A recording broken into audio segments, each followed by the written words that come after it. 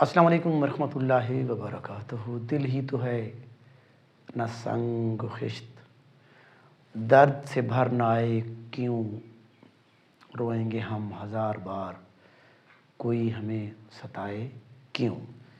ان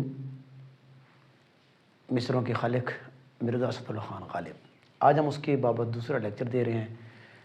ہم دیکھ رہے ہیں کہ ان کی بارے میں جو مشہور تصانیف ہیں جو ان کی بابت لکھی گئی ہیں، تو آئیے سب سے پہلے ہے کہ محاسن کلام غالب، یہ بہت مشہور کتاب ہے۔ محاسن کلام غالب عبد الرحمن بجنوری، جو کہ لندن سے بار ایٹ لا کی ڈگری انہیں حاصل کی ہوئی تھی، اور انہوں نے اس کے اندر ایک فقرہ کہا تھا جو کہ تاریخی فقرہ ہے کہ ہندوستان کے اندر دو الہامی کتابیں ہیں، وید مقدس اور دیوان غالب۔ احوال غالب مختار الدین احمد ہے، غالب تب اور اب طاہر توسوی، جو کہ ملتان کے قداور مصنف ہیں۔ یادگار غالب الطاف حسین حالی نے لکھی ہے، جو کہ غالب کا شاگرد بھی تھا، اور سب سے بہترین سوانح کتاب یہی ہے۔ حالی کی بھی یہی ہے اور غالب کے اعتبار سے بھی یہی ہے، کیونکہ یہ جو تھا انہوں نے شنیدہ نہیں ہے، دیدہ ہے، یعنی دیکھ کر لکھی گئی ہے، چونکہ وہ ان کے ساتھ رہے تھے۔ بیاض غالب نثار احمد فاروقی، اور مرزا غالب بند روڈ پر یہ ڈرامہ ہے خواجہ معین الدین کا، اور اس کے اندر امراؤ بیگم جو ان کی بیگم تھی، اس کا جو کردار ہے وہ نور جہاں نے ادا کیا تھا۔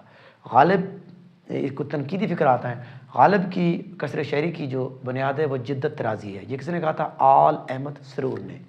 اگر مجھ سے پوچھا جائے کہ مغلوں کی حکومت نے ہندوستان کو کیا دیا، تو میں کہوں گا اردو، تاج محل اور غالب۔ ہندوستان میں دو الہامی کتابیں ہیں، وید مقدس اور دیوان غالب۔ یہ کسی نے کہا تھا؟ عبد الرحمن بجنوری کو۔ غالب کے 7 بچے پیدا ہوئے تھے، جو کہ تمام تر اللہ کو پیارے ہو گئے تھے، اور انہوں نے اپنی وہ جو بیگم تھی امراؤ بیگم، ان کے جو بھانجے تھے ان کے بچوں کو اپنے ہاں جو نا بیٹا بنایا تھا سوتیلا، جو کہ بعد میں وہ بھی دونوں فوت ہو گئے تھے، اور ان کے بابت انہوں نے مرثی بھی لکھا ہے۔ تو آج ہم یہ شارٹ کٹ ہم نے کیا ہے، کوشش کریں گے کہ اس سے ہٹ کر دیگر بھی وہ تصانیف یا سوالات جو غالب کی بابت بہت زیادہ اہم ہیں آپ کے سامنے لائیں گے۔ Thank you.